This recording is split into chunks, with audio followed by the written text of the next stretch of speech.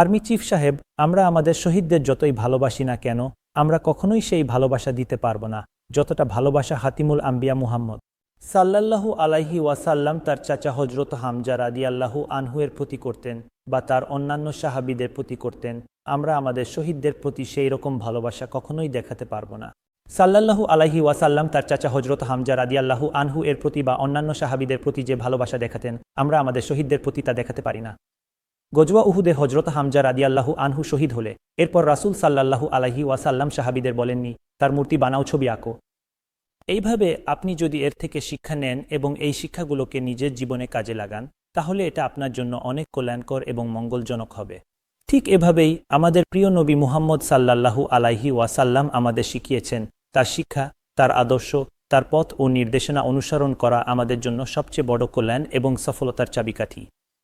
এটা সুন্নত নয় যে তাদের মূর্তি বানিয়ে রাখি বা তাদের ছবি টানিয়ে রাখি।